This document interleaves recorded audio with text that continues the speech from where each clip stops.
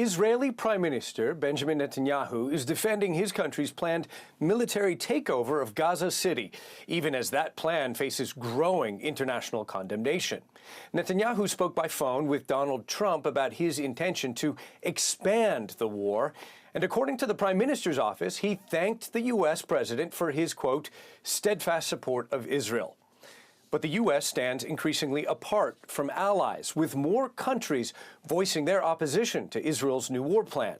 Australia is the latest country to say it will recognize a Palestinian state at the UN General Assembly in September. Still, Netanyahu shows no signs of backing down. I don't want to prolong the war, I want to end the war. Given Hamas's refusal to lay down its arms, Israel has no choice but to finish the job and complete the defeat of Hamas. The staff of the network Al Jazeera is mourning the loss of colleagues killed in an Israeli airstrike. The Israeli military says it deliberately targeted journalist Anas Al-Sharif, accusing him of leading a Hamas cell. The director of the Al-Shifa hospital says Al-Sharif was in a tent marked with a press sign at the time of the attack. In all, 7 people were killed, including at least 3 other Al Jazeera journalists. Before his death, Al-Sharif responded to Israel's accusation, saying he was a, quote, journalist with no political affiliations. Al Jazeera is calling the killing a desperate attempt to silence voices ahead of the occupation of Gaza. The Committee to Protect Journalists released a statement reading, quote, Israel's pattern of labeling journalists as militants without providing credible evidence raises serious questions about its intent and respect for press freedom. Journalists are civilians and must never be targeted. Those responsible for these killings must be held accountable. The CPJ says 186 journalists have been killed in Gaza in the last 22 months. CNN's Nada Bashir is following all of these developments and joins us live now from London. Good to see you, Nada. Can you tell me a little bit more about Anas Al-Sharif? From what I understand, he anticipated the possibility that he could be targeted and killed by Israel, right? Absolutely. He had indeed raised concerns over the threats and allegations that he had seen mounting by members of the Israeli military and other Israeli government officials who had highlighted and pinpointed Anas Al-Sharif as a potential target. And as you mentioned, Ivan, we've been hearing those warnings around his safety and calls for his protection from others as well, including the UN Special Rapporteur for the Freedom of Expression, as well as the Committee to Protect Journalists. And in fact, Al Jazeera, the international media network, had also raised concern around the safety and protection of Anas Al-Sharif, as well as his other Al Jazeera colleagues and other journalists on the ground in the Gaza Strip. And we had been hearing those mounting allegations from members of the Israeli military, including the IDF's Arabic spokesperson. This has been described by many as a smear campaign against the Al Jazeera journalist. They accused him of being linked to Hamas, in their words, quote, a terrorist. But of course, Anas Al-Sharif has become a household name for many in the Arabic-speaking world, for many closely following updates on the ground on the situation in Gaza on social media. Anas Al-Sharif, over the last 22 months, has been a constant source of information on the ground across the Gaza Strip.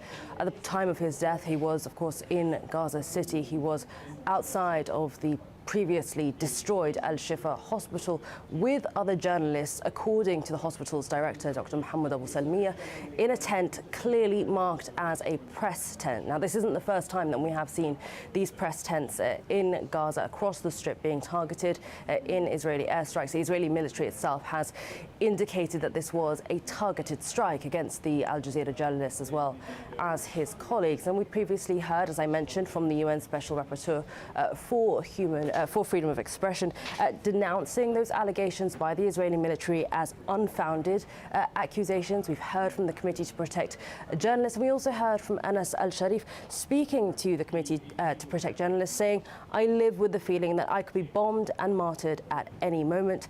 This feeling is difficult and painful, but it does not push me back. Rather, it motivates me to continue fulfilling my duty. And of course, as I mentioned, Anas Al-Sharif was a crucial source of information in the Gaza Strip. As we know, international journalists have thus far not been permitted to access Gaza independently. And of course, Palestinian journalists on the ground have been a huge source of information and updates on the ground on the situation. Ivan? And they appear to have been systematically targeted. If you can cite the numbers from the Committee to Protect Journalists, at least 186 Palestinian journalists killed in 22 months of conflict in Gaza, some 90 others imprisoned. Nada Bashir, live from London, thank you very much for that update. Alon Pinkas is a former Israeli consul general in New York, and he joins us live from Tel Aviv. Good to see you. It's been months since we last spoke.